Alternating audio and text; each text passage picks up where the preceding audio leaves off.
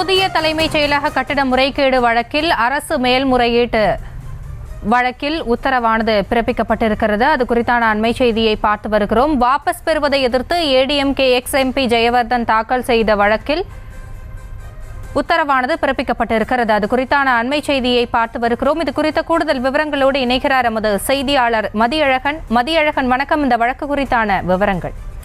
கடந்த 2006 முதல் 11 ஆண்டுகளில் அதிமுக ஆட்சி காலத்தில் சென்னை ஓமந்தூரார் அரசினர் தோட்டத்தில் புதிய தலைமைச் செயலகம் கட்டப்பட்டது. இந்த புதிய தலைமைச் செயலகத்தை கட்டியதில் நடந்த முறைகேடு குறித்து விசாரிக்க அமைக்கப்பட்ட நீதிபதி ரகுபதி ஆணையத்தை கலைத்த சென்னை உயர்நீதிமன்றம் ஆணையம் சேகரித்த ஆதாரங்களில் முகாந்திரம் இருந்தால் வழக்கு பதிவு செய்ய வேண்டும் என லஞ்ச ஒழிப்புத்துறைக்கு உத்தரவிட்டது.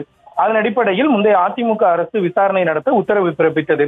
அந்த உத்தரவை எதிர்த்து மு.க.ஸ்டாலின், துரைமுருகன் தாக்கல் செய்த வழக்குகளை விசாரித்த சென்னை உயர்நீதிமன்றம் அந்த அரசாணையை ரத்து செய்தும் உத்தரவிட்டது. இதனை எதிர்த்து முந்தைய அரசு தாக்கல் செய்த மேல்முறையீட்டு வழக்கை திரும்ப பெற அரசு முடிவு செய்துள்ளதாக நீதிமன்றத்தில் தெரிவிக்கப்பட்டது. இதற்கு எதிர்ப்பு தெரிவித்து இந்த வழக்கில் தன்னை இணைக்க கோரியும் அதிமுக முன்னாள் எம்பி ஜெயவர்தன் மனு தாக்கல் செய்திருந்தார்.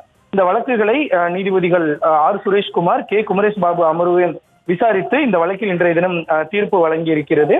அதில் வழக்கை நடத்தும்படி நீதிமன்றம் நிர்பந்திக்க முடியாது எனவும் மேல்முறையீட்டு வழக்கை வாபஸ் பெற அனுமதிப்பதாகவும் நீதிமன்றம் உத்தரவு பிறப்பித்திருக்கிறது. இதனையடுத்து வழக்கு வாபஸ் பெறப்பட்டதை அடுத்து அந்த மேல்முறையீட்டு மனு தள்ளுபடி செய்யப்படுவதாகவும் நீதிபதிகள் தெரிவித்திருக்கிறார்கள்.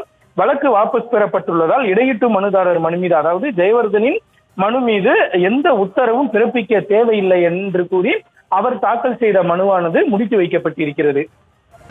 செய்திகளை உடனுக்குடனும் துல்லியமாகவும் தெரிந்து கொள்ள சப்ஸ்கிரைப் பண்ணுங்க.